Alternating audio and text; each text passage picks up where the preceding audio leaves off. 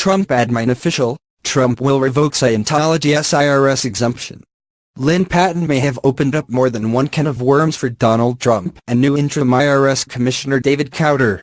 In messages to actress and activist Leah Remini, whose ND series Scientology and the aftermath has the organization on the defensive, the HUD official and Trump family friend assured her that Trump wants to end Scientology's controversial tax exemption as a church.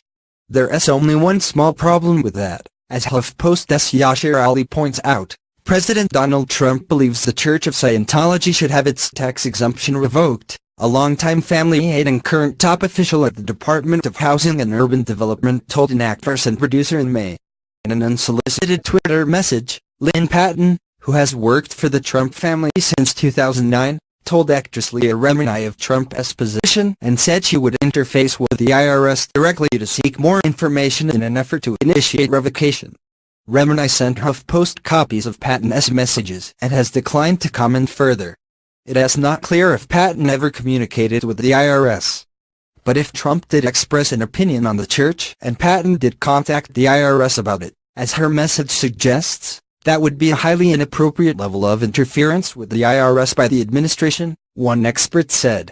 For the White House or any administration official to try and influence who the IRS targets, for whatever reason, is wrong and could result in a violation of the law, said Larry Noble, the former general counsel of the Federal Election Commission, who is now a senior director of ethics and general counsel at the Campaign Legal Center.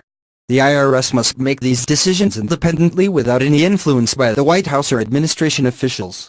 Literally, Trump can direct the IRS to do this, and Patton's promise to insert herself in the process could have already doomed any such organic effort at the IRS. I've been watching Remini's show for both seasons and find it a fascinating look into the highly controversial organization. I have no personal experience with Scientology, but did have friends decades ago who joined and seemed happy about it. They wanted me to read through one of the books, but I found it utterly incredible and quickly gave it back, which they accepted with grace and humor. Other than the horror stories in the organization's claims, that is pretty much all I knew about it until recently, and none of my knowledge has been from personal experience of the kind Remini includes on her show. Aftermath does make a compelling argument against Scientology, but the organization also vehemently denies all of the allegations made on the show.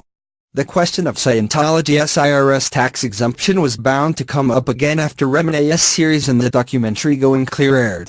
Scientology fought for 20